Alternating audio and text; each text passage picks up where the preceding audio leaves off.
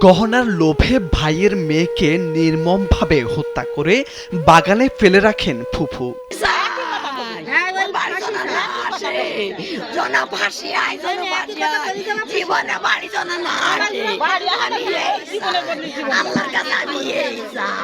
জানা গেছে ৭ বছর বয়সী শিশু সাদিয়া খাতুন প্রায় সময় তার প্রতিবেশী ফুপুর সঙ্গে থাকেন।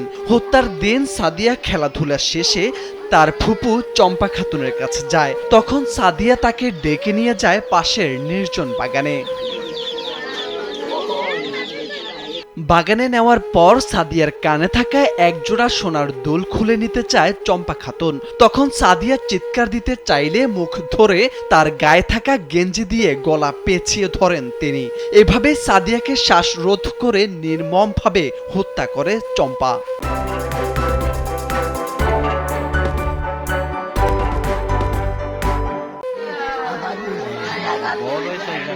শিশু সাদিয়াকে হত্যার পর তার কানের দুল খুলে নেন চম্পা খাতুন। পরে বাগানে সাদিয়ার লাশ রেখে একটি মোটরসাইকেলে চড়ে বাজারে সেই দুল বিক্রি করতে যান চম্পা খাতুন। জানা গেছে যশোরের ঝিকরগাছার হাজিরবাগের মাটিকুমড়া এলাকায় মঙ্গলবার সকাল 11টায় হঠাৎ নিখোঁজ হয় শিশু সাদিয়া। চম্পা ওই এমনি কোনে যাচ্ছিস? ওই পাড়ার দিক যাচ্ছি, আমি এমনি দুপুরবেলা এই 11টা সাড়ে 11টার দিকে এখন বেরোইছি, ওই পাড়ায় যাচ্ছি। তার এই দেখি আমি চলে আইছি, ওর কাছে বাচ্চা রয়েছে। খোঁজাখুঁজির পর না পেয়ে তার বাবা থানায় অভিযোগ করেন।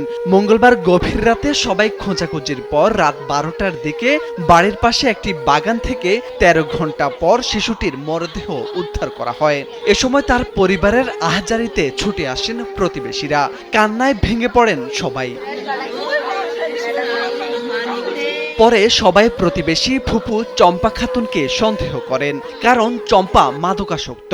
এলাকায় ছোটখাটো চুরির অভিযোগ রয়েছে তার বিরুদ্ধে। ধারণা করা হয় মাদকের টাকা জোগাড় করতেই সাদিয়াকে হত্যা করেন তিনি। আমাদের এই বাচ্চাটা সকাল 11টা থেকে 12টার ভিতরে আমরা বাচ্চাটা খুঁজে পাচ্ছিলাম না। এরপরে খোঁজাখুঁজি করতে করতে আমরা একটা মানুষের পরে একটা মেয়ের পরে সন্দেহজনকভাবে তাকে সন্ধ্যার সময় তাকে খুঁজে পাই। তার কাছে সে বাচ্চাটা আমরা পাই নাই। তারপরে থানার মাধ্যমে পুলিশ প্রশাসনের মাধ্যমে গিয়ে আমরা রাত 11টার পরে আমরা থানার থেকে এসে বাগানে সব জায়গা তদন্ত করে বাগানের ভিতরে আমরা লাশটা খুঁজে পেয়েছি। এই যে মার্ডার করেছে তার আমরা ফাঁসি চাই, ফাঁসি চাই, নির্বদলে খুন চাই, নির্বদলে খুন চাই। আমি সে কবজ চাই। পরে স্থানীয়রা চম্পাকে ধরে পুলিশের হাতে তুলে দেন। পুলিশের জিজ্ঞাসাবাদেও এমনটাই তথ্য মিলেছে বলে জানান নাভারন সার্কেলের সহকারী পুলিশ সুপার নিশাত আল নাহিয়ান। আসামিও ধরা আছে। ওই কানের দুলের জন্য মেরে ফেলছে বাচ্চাটাকে, গলায় ওই বাচ্চাটার গেঞ্জি ছিল সেটাতে গলায় ফাঁস দিয়ে মারছে। ওর চাচাতো ফুফু চম্পা নাম। ময়না তদন্তের জন্য নিহত সাদিয়ার মরদেহ যশোর জেনারেল হাসপাতালের মর্গে পাঠানো হয়েছে। এ ঘটনায় সুষ্ঠু তদন্ত করে দোষীদের সর্বোচ্চ শাস্তির দাবি জানান স্থানীয়রা। মোর্শেদ আলম, কালবেলা।